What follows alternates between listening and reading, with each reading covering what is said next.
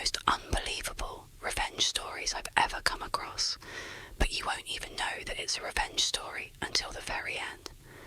But before we get into today's story, please give the like and subscribe buttons a big cozy hug and turn on all notifications so you don't miss any of our weekly uploads. Alright, let's get into today's story.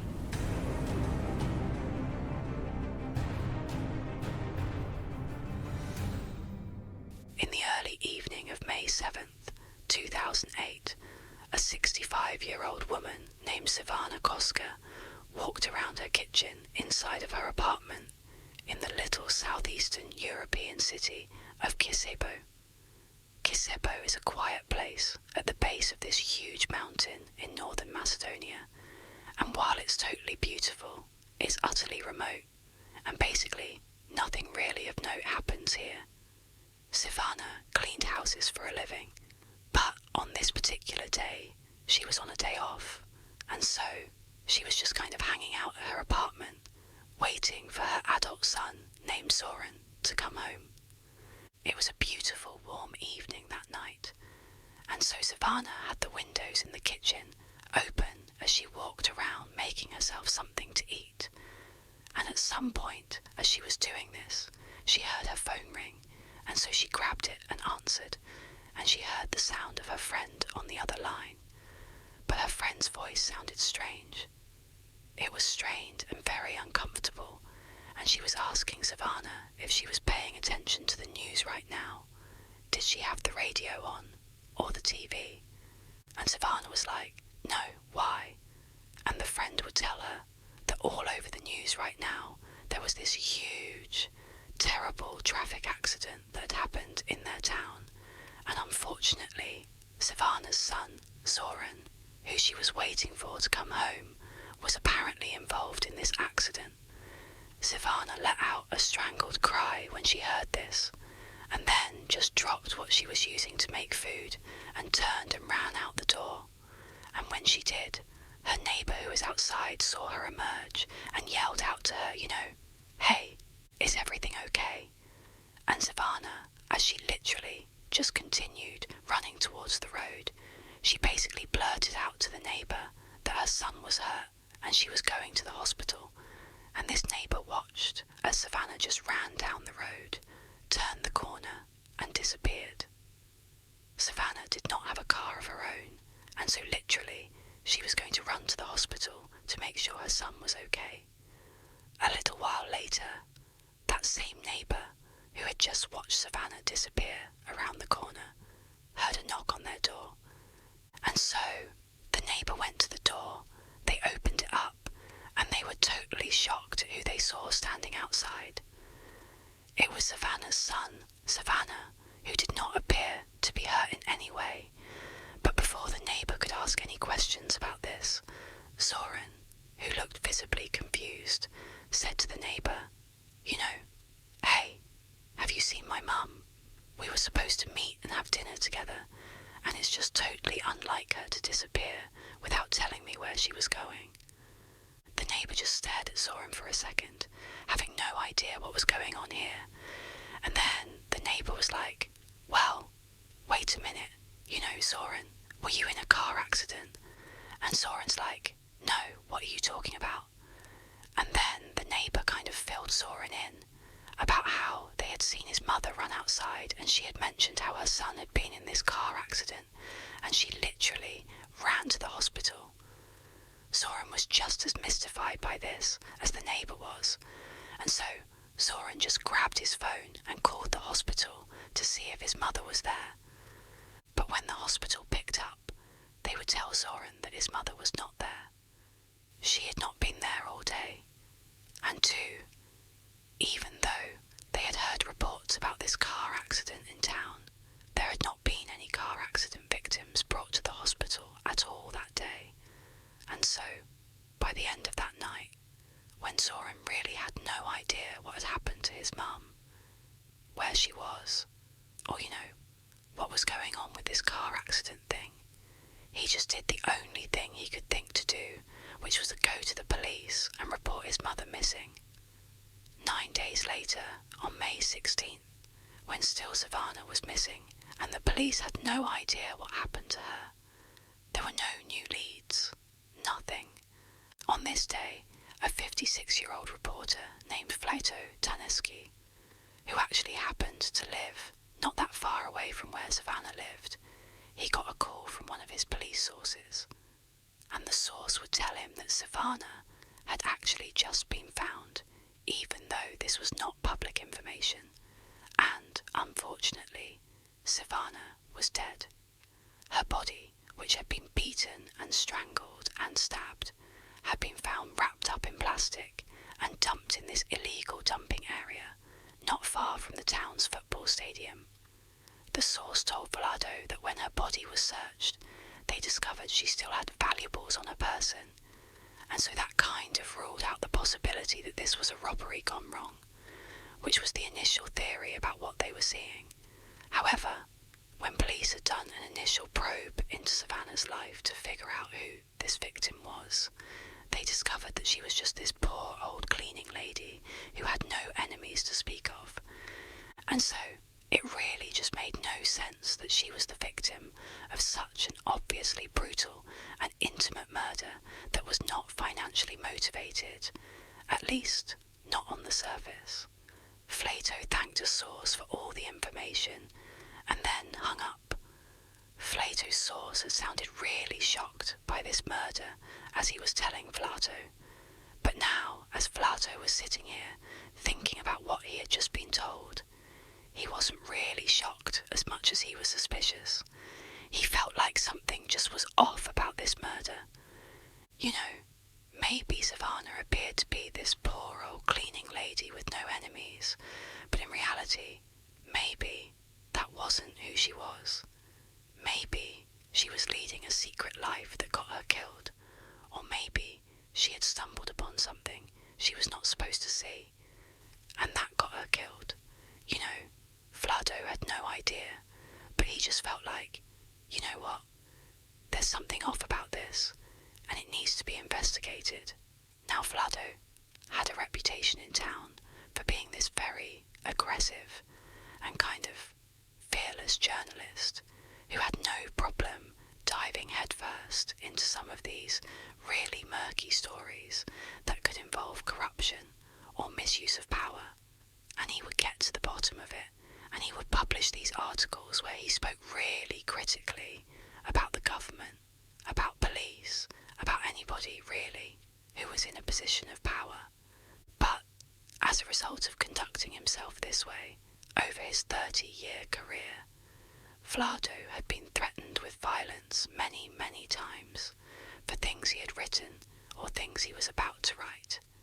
But even though Vlado knew this Savannah murder case had the potential to once again put him in hot water with the powers that be, he still felt like it was his responsibility to dive into this thing and get to the truth. So, feeling determined, Vlado grabbed his notebook and pen, and he walked out the front door of his house, and he made the several-minute-long walk over to Savannah's house. And when he got there, her son, Soren, opened the door, and a few minutes later, Vlado and Soren were sitting in the kitchen talking about what had happened. Soren told Vlado all about how he came home and discovered his mum wasn't there, and then he went to the neighbour's house, and they explained how, you know, they had seen Savannah running off to the hospital to go look for Soren, but Soren's like, I'm not hurt, I didn't get into a car accident. What's going on here? And as Soren spoke, Vlado took lots of notes and asked lots of follow-up questions. And by the end of this interview, when Vlado felt like he knew everything there was to know about Savannah, he felt like he actually had a pretty good working theory as to what actually happened to Savannah. And the reason he felt like his theory could be accurate had to do with what Soren told Vlado his mother did for a living, that she was a cleaning lady. Now, it took Vlado a couple of days to put together his story. He had to go out and interview dozens more people in the neighbourhood. But finally, on May 19th, so just 3 days after Savannah was found murdered, FLATO published a story in the newspaper, and the story's explosive headline read, "A serial killer stalks Kosovo." In the story, Vlado says that Savana's murder was very likely not an isolated killing. Instead, her murder was likely linked to 2 other murders of 2 other women, and these 2 other victims looked an awful lot like Savana, literally. They were poor older women who were also cleaning ladies, and so that was why, when Vlado was talking to Soren, and Soren described how his mother was, what she did for work, what she looked like, that Vlado started to remember these other victims, and he put it all together. The other 2 victims were 64-year-old Mitra Simjanowska, who was murdered in 2005, and the other victim was 56-year-old Lubitsa Lukowska, who was murdered in 2007. Now, Vlado's story was totally explosive, because what he's saying is that there is a serial killer that is on the loose in this town. But this story was also highly explosive, because Vlado spoke very critically about the police who were involved in this investigation. Specifically, he pointed out that the 05 and 07 murders of those 2 other women, those have been totally mishandled, because arrests had been made in at least one of those cases, and clearly whoever they arrested was innocent here, and so the police just totally dropped the ball, at least in Vlado's opinion.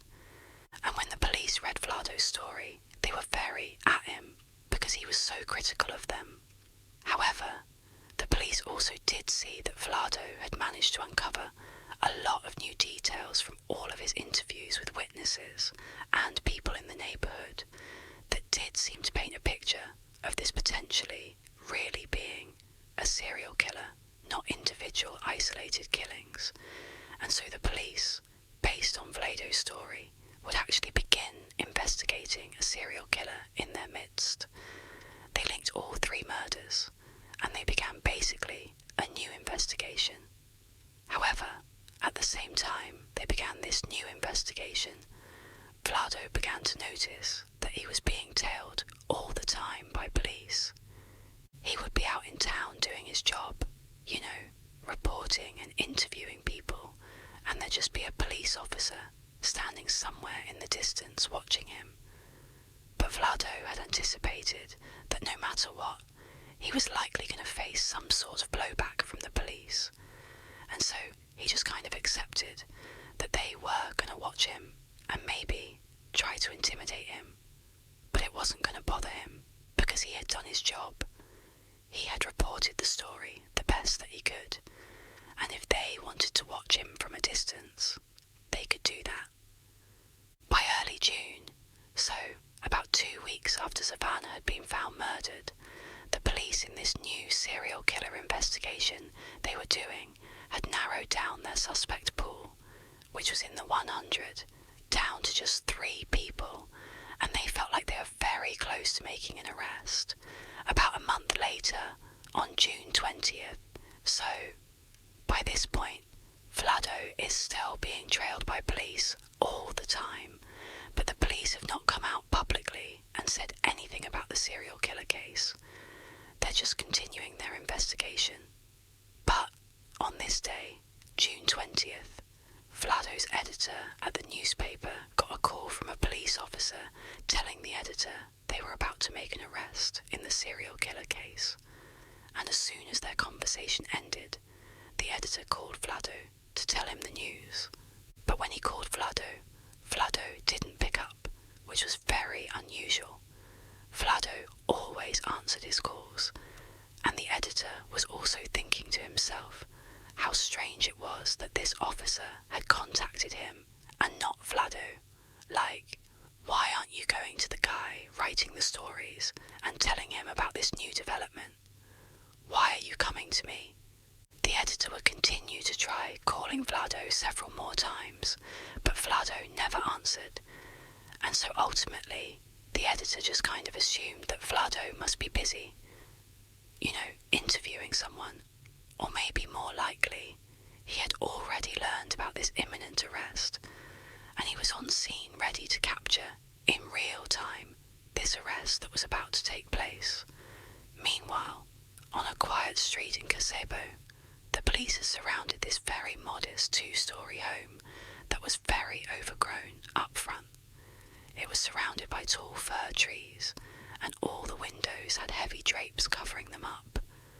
And then, once the police felt like they had totally surrounded this building, a team of officers walked up onto the porch and knocked on the door and yelled out that they were police and whoever was inside to come out with their hands up. And for a moment it was just totally silent and tense.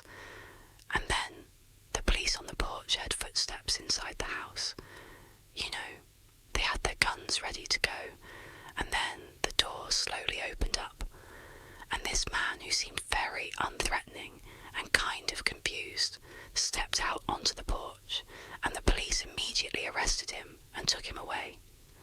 A few minutes later, back at the newspaper headquarters, Vlado's editor got another phone call, and when he answered, it was the same police officer who had called before to warn him about this upcoming arrest.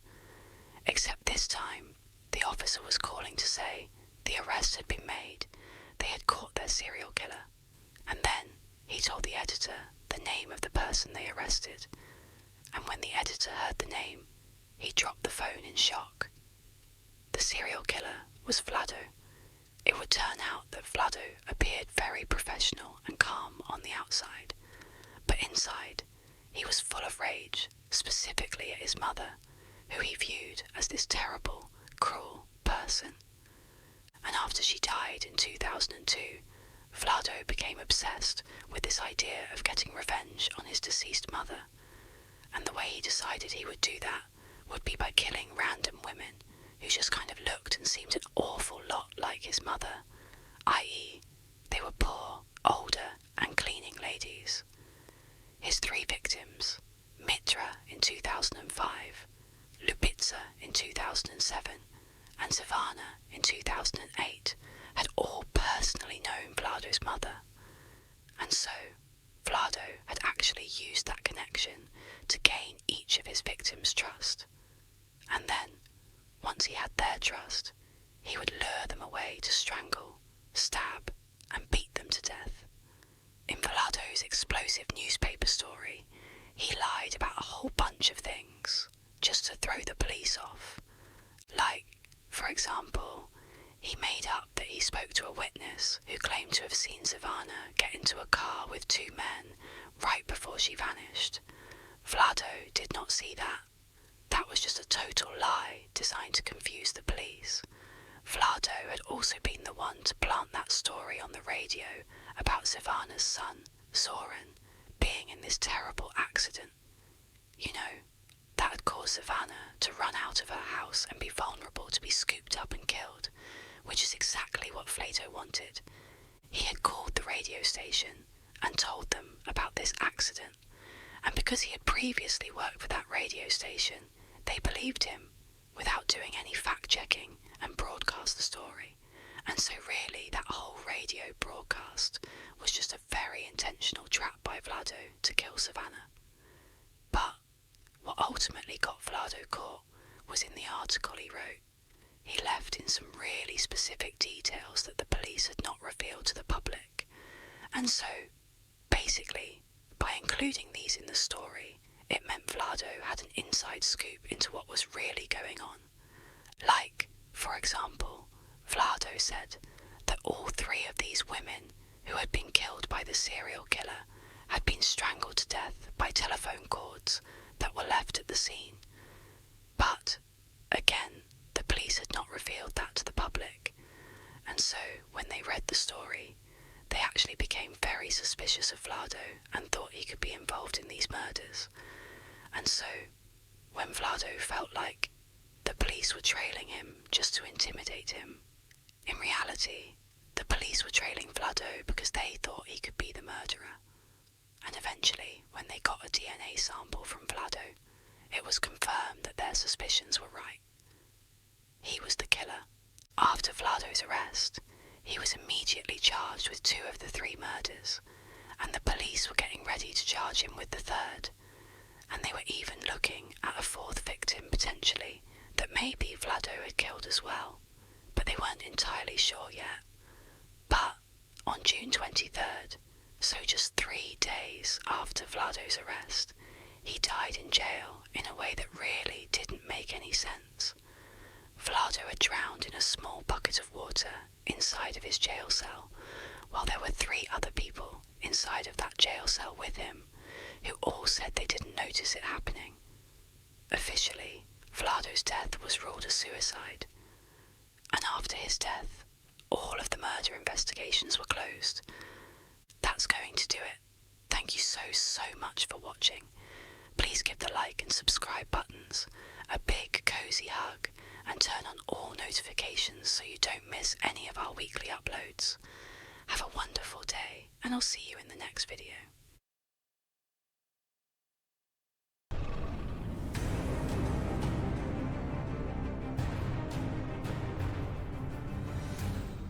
I just wanted to say thank you for the overwhelming support and love you guys have shown me, and thank you for joining me on my journey.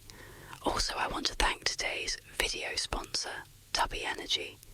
Today's video is brought to you by Tubby Energy, the ultimate energy drink designed for gamers, creators, and anyone who needs a boost without the crash. Unlike those other energy drinks loaded with sugar and junk, Tubby is packed with clean ingredients to fuel your focus, energy, and performance all day long. Whether you're grinding through a gaming session or just need that extra push to get through your day, Tubby's got you covered. And the best part, it's jitter-free. No weird crashes, just clean, sustained energy. Check out the link in the description below and use my code WETT at checkout to save 20% off your order. Yes, that's right. Not 10, but a whopping 20% off. Power up with Tubby Energy and stay on top of your game. A huge thank you to Tubby for sponsoring this video.